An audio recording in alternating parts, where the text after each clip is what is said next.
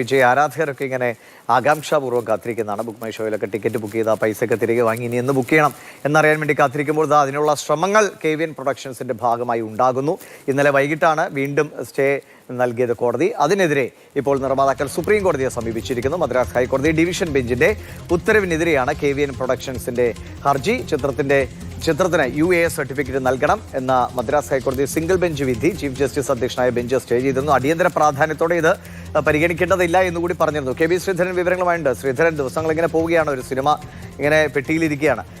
എങ്ങനെയാണ് നിർമ്മാതാക്കളുടെ നീക്കം? Censor board തങ്ങൾക്ക് വിശദീകരണം നൽകാൻ കൂടുതൽ സമയം വേണമെന്നാണല്ലോ ആവശ്യപ്പെട്ടത്. അതിലെന്തെങ്കിലും മുന്നോട്ട് പോക്കുണ്ടായിട്ടുണ്ടോ?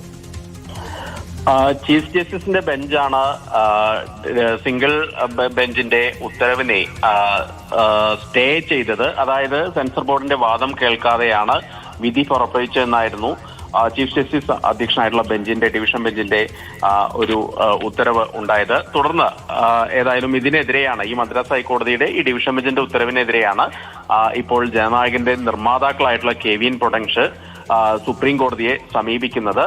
ചിത്രത്തിന് ഉടനടി തന്നെ സർട്ടിഫിക്കറ്റ് നൽകാൻ, സെൻസർ ബോർഡ് സർട്ടിഫിക്കറ്റ് നൽകാനുള്ള ഉത്തരവ് ഉണ്ടാകണമെന്നാണ് ഹർജിയിലെ ആവശ്യം.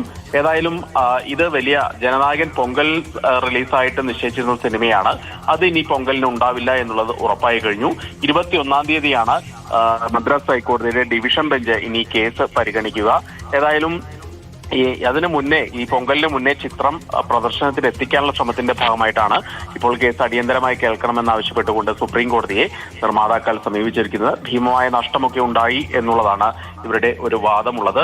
അതിനിടെ ഈ തമിഴ് സിനിമാ ലോകം ഒന്നടങ്കം ഈ ജനനായകനൊപ്പം അണിനിരക്കുന്ന ഒരു കാഴ്ച കഴിഞ്ഞ ദിവസങ്ങളൊക്കെ കണ്ടു. യുവതാരങ്ങളൊക്കെ വിജയിക്കും അതുപോലെ തന്നെ ജനനായകനും പിന്തുണയെ അറിയിച്ചെത്തിയിരുന്നു. ഇന്ന് സീനിയർ നടനായിട്ടും MPOK ആയിട്ടുള്ള കമൽഹാസൻ കൂടി ഈ സെൻസർ ബോർഡിനെതിരെ രംഗത്ത് വന്നിട്ടുണ്ട്.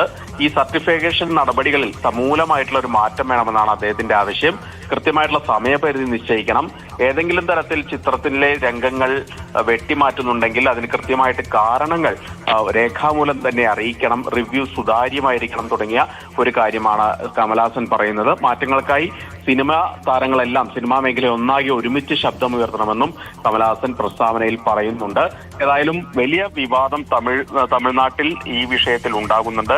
പരോക്ഷമായി വിജയെ പിന്തുണച്ചുകൊണ്ട് ഈ വിഷയത്തിൽ, അതായത് സെൻസർ ബോർഡ് വിഷയത്തിൽ പരോക്ഷമായി വിജയെ പിന്തുണച്ചുകൊണ്ട് മുഖ്യമന്ത്രി MK സ്റ്റാലിൻ തന്നെ രംഗത്തെത്തുന്ന അവസ്ഥയൊക്കെ വന്നിട്ടുണ്ട്. ഏതായാലും നിലവിൽ ഈ ജനനായകൻ ഇപ്പോഴും പ്രതിസന്ധി തുടരുന്നതിനിടെയാണ് നിർമ്മാതാക്കൾ മേൽക്കോടതിയെ സമീപിച്ചിരിക്കുന്നത്.